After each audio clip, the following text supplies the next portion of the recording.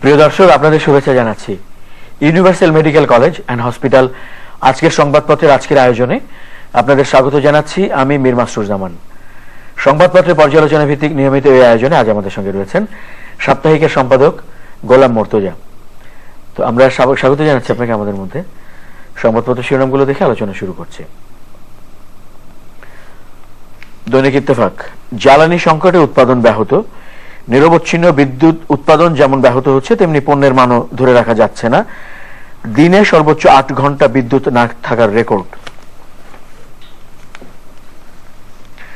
মানব জমিন, হাওরে বাঁধ নির্মাণে দুর্নীতির মহোৎসব। সিলেটে পানি উন্নয়ন বোর্ডের নির্বাহী প্রকৌশলীকে জিজ্ঞাসাবাদ। আমাদের সময়, সিটিং সার্ভিস চলবে, যাত্রীরা জিম্মি। পরিবহন নেতাদের চাপে অভিযান স্থগিত। বাড়তি ভাড়া নির্ধারণ করা হচ্ছে। সকালের খবর। সংবাদ সম্মেলনে সুলতানা কামাল, সুন্দরবন রক্ষার প্রযুক্তি রামপাল প্রকল্পে নেই। এক্সিম ব্যাংকের অর্থায়ন আমানতের খেয়ানত। যায় যায় দিন, 2 যুগ পর এরশাদ বেকসুর খালাস। রাডার দুর্নীতি মামলা। ভোরের কাগজ, অটিজম আক্রান্তদের মূলধারায় আনার আহ্বান শেখ হাসিনার। ভুটানে অটিজম বিষয়ে আন্তর্জাতিক সম্মেলনের উদ্বোধনী অনুষ্ঠানে ভাষণ। আমাদের অর্থনীতি, টেকসই উন্নয়ন অভীষ্ট লক্ষ্য অর্জনে সুশাসন ও দক্ষতা নিশ্চিত করতে হবে। আগামী বাজেট প্রশ্নে বিশেষজ্ঞ মত। দৈনিক দিনকাল, ফের বাড়ছে বিদ্যুতের দাম। বণিক বার্তা, বাবরি মসজিদ হামলা, বিচারের আওতায় আসছেন আদভানি, যোশী, উমা ভারতী। দৈনিক সংগ্রাম, বন্দুক ও ট্যাটা যুদ্ধ, ব্যাপক ভাঙচুর, লুটপাট, বাড়িঘরে আগুন, গুলি। রায়পুরে আওয়ামী লীগের 2 গ্রুপের সংঘর্ষে নিহত 1, আহত অর্ধশত। The Independent, MBBS students face uncertain future. Financial Express, government to form task force to cut cost of business. Our time, Prime Minister stress ensuring support for people with autism, neuro disorders. সংবাদপত্রের শিরোনামগুলো দেখলাম। প্রধান শিরোনাম হিসেবে আজ অবশ্য বেশ কটি সংবাদপত্রেই গণপরিবহনের বিষয়টি এসছে, এবং যেটি এসেছে সেটি হচ্ছে যে আজ গতদিন বৈঠক ছিল, সব পক্ষের বৈঠক ছিল বিআরটি এর সঙ্গে।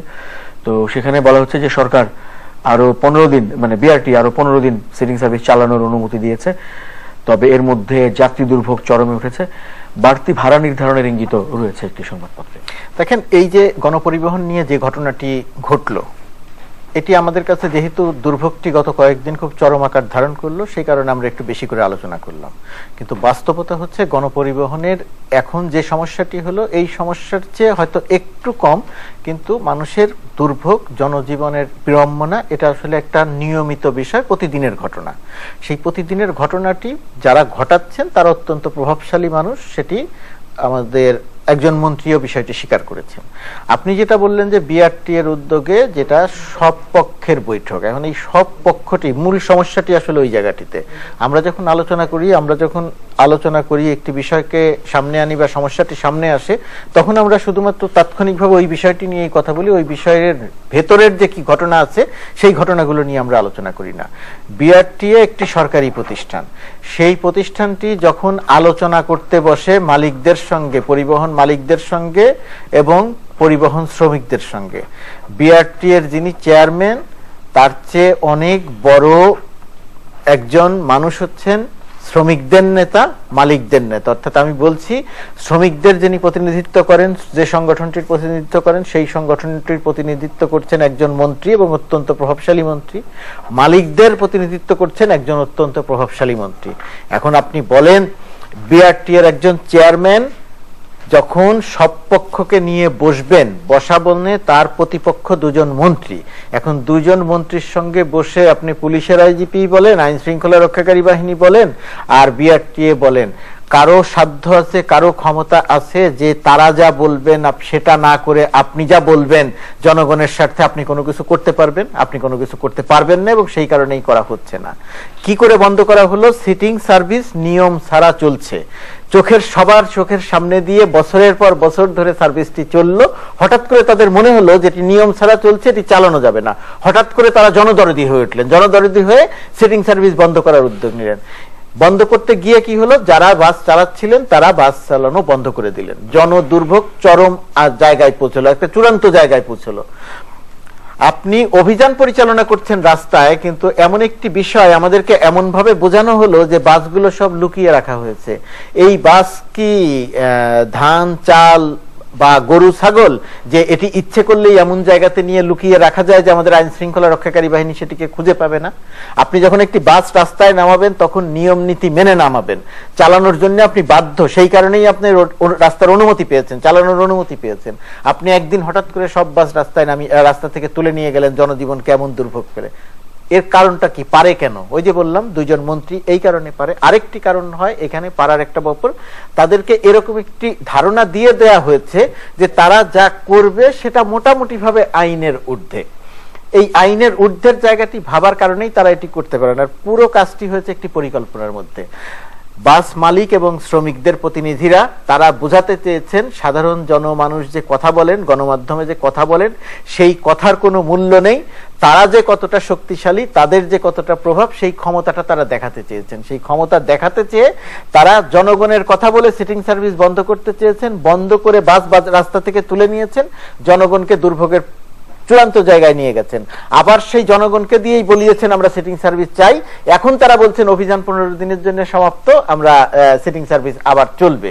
এবং খেয়াল করে দেখেন, আপনি যে কথাটি বললেন, একটি পত্রিকা ইঙ্গিত দিয়েছে ভাড়া পুনরায় নির্ধারণ করা হবে। আপনি জনদুর্ভোগ কমাবেন, সিটিং সার্ভিস ভাড়া বেশি নেয়, সেই অজুহাতে সিটিং সার্ভিস বন্ধ করার জন্য অভিযান শুরু করলেন।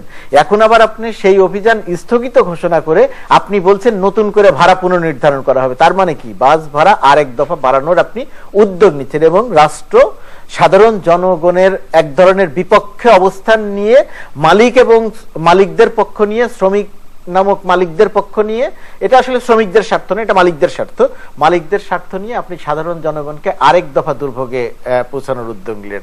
আর সড়ক ও সেতু মন্ত্রী তিনি যে কথাগুলো বলছেন সেই কথাগুলো আসলে কোনো অর্থ থাকছে না। তিনি বলছেন মালিকদের ডাকলে আসে না, তিনি বলছেন মালিকরা অত্যন্ত ক্ষমতাশালী। বাংলাদেশের মতো দেশে এ কথা কেউ বিশ্বাস করবে যে সরকারের চেয়ে ক্ষমতাশালী কেউ আছেন? এখন দুর্ভাগ্য হয়ে গেছেন যে মালিক, যে শ্রমিকদের প্রতিনিধি, তারা সরকারের অংশ। তারা সরকারের অংশ হয়ে দেখেন মজার ঘটনা কি ঘটছে।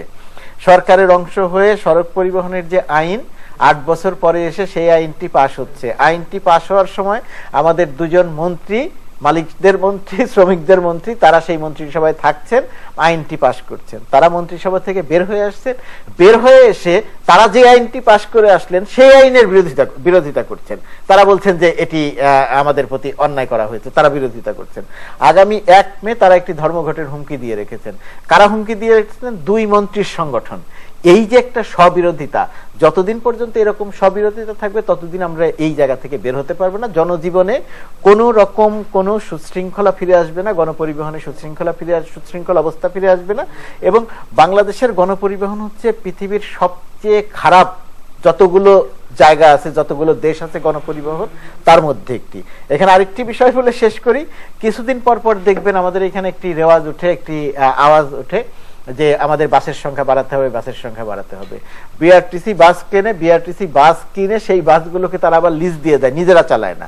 বিআরটিসি বাস কিনে যদি লিজই দিয়ে দিবে তাহলে আমাদের এত বড় বিআরটিসি পোষার কি দরকার? সরকারের এই প্রতিষ্ঠানটি যদি জনগণের স্বার্থ দেখে সেবাই দিতে না পারে তাহলে বিআরটিসির নামে প্রতি বছর এরকম বাস কেনার তো কোনো অর্থ নাই। লিজই যদি দিয়ে দিত, ওই মালিক ওই শ্রমিকদের হাতেই যদি চলে যায় তাহলে সরকারের এই বিআরটিসি রেখে লাভ কি?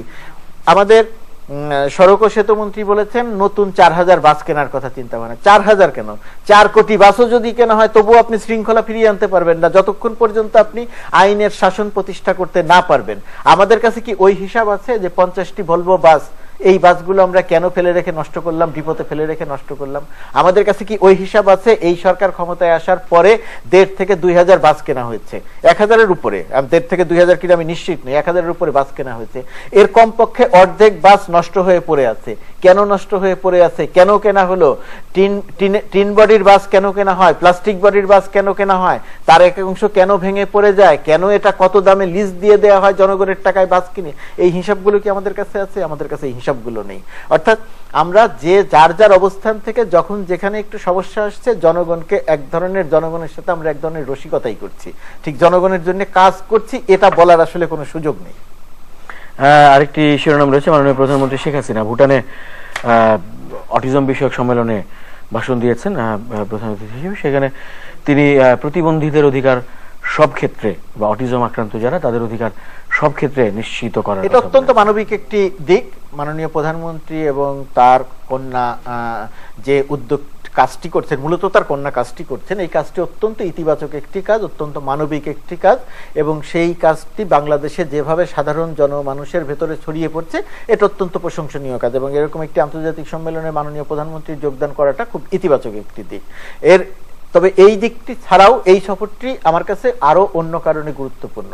ভারত সফর যত আয়োজন করে, যত হইচই করে হয়েছে, আমার ধারণা এই ভুটান সফরটি বাংলাদেশের জন্য ভারত সফরের চেয়েও অনেক বেশি গুরুত্বপূর্ণ হতে পারে। যে জায়গাটি গুরুত্বপূর্ণ হতে পারে, ভারতের আমরা সবাই জানি যে ভুটানে জলবিদ্যুৎ উৎপাদন করার বিশাল বড় ক্ষেত্র রয়ে গেছে। বাংলাদেশ সেখানে $100 কোটি বা তারও বেশি বিনিয়োগ করে সেখান থেকে বিদ্যুৎ আনতে চায়, এবং সেই চুক্তিটি ভুটানের সঙ্গে বাংলাদেশের হচ্ছে।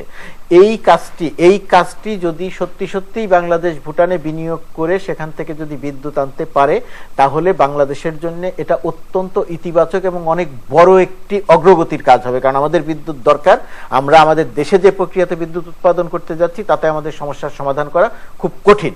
ভারত থেকে বিদ্যুৎ কিনছি, সেটা কিনে আপৎকালীন সমস্যার সমাধান করা যায়, কিন্তু অন্য দেশের থেকে বিদ্যুৎ কিনে নিজের সমস্যার সমাধান, এই নির্ভরশীলতা দিয়ে খুব বেশি উপকার আসে বলে মনে করি না। এখন এই ক্ষেত্রে বাংলাদেশ যে ভুটানে বিনিয়োগ করবে, সেই বিনিয়োগ করাটা বাংলাদেশ বিনিয়োগ করে বিদ্যুৎ আনতে পারবে কি পারবে না সেটার জন্যও নির্ভর করছে ভারতের সম্মতির ব্যাপার। আপনি জানেন কিছুদিন আগে ভারত একটি আইন করেছে, দ্বিপাক্ষিকভাবে বাংলাদেশ ভুটানের সঙ্গে যেহেতু ভারতের চুক্তি আছে, নেপালের চুক্তি আছে বিদ্যুৎ সেক্টরে, সেই কারণে নেপাল বা ভুটান দ্বিপাক্ষিকভাবে কোনো আলোচনা করে কোনো দেশে বিদ্যুৎ উৎপাদন করা বা বিদ্যুৎ পাঠাতে পারা বা রপ্তানি করতে পারবে না, ভারতের সম্মতি লাগবে।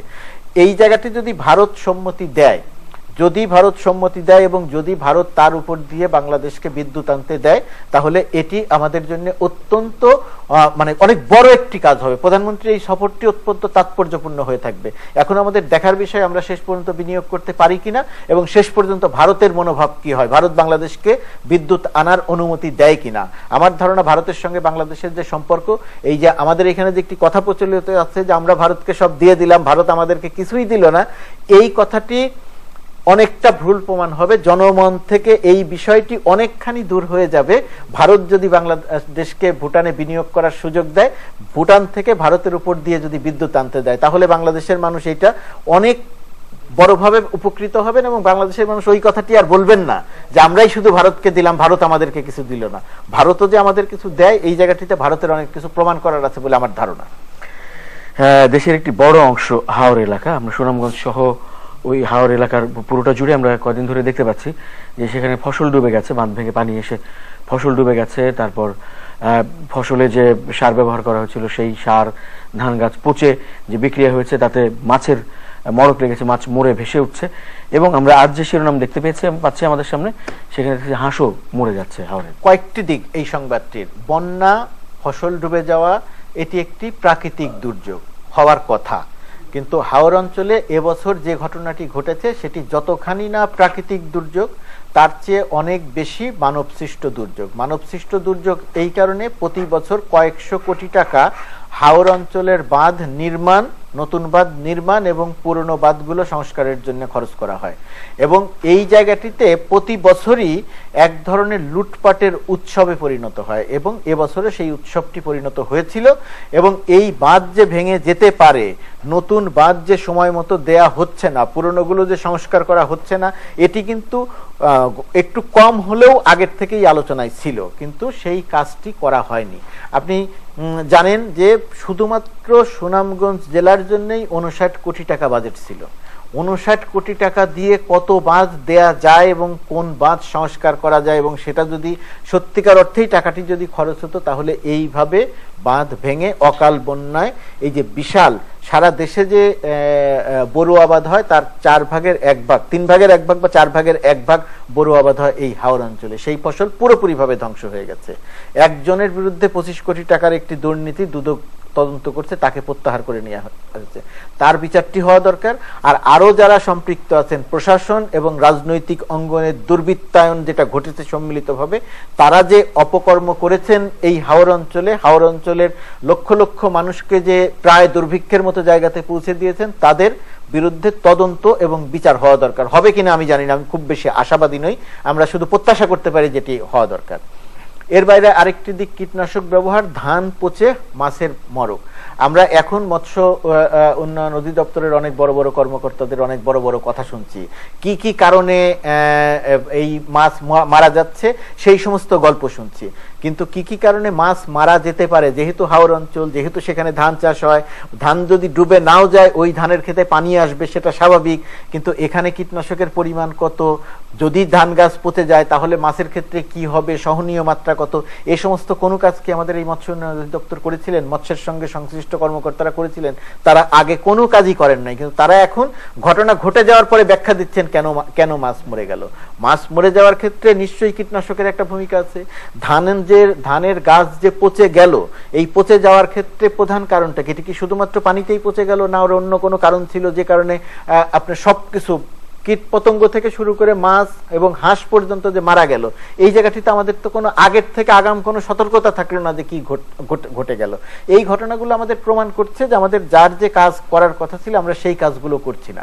একটা ঘটনা ঘটে যাওয়ার পরে আমরা আলোচনা করছি, বায়বীয়ভাবে আলোচনা করছি যে হ্যাঁ এই কারণে কীটনাশক বেশি ব্যবহার করা হয়েছে, ধানের গাছ পচে গেছে, সেইখানে গ্যাস তৈরি হয়েছে, তার ফলে মাছ মারা গেছে।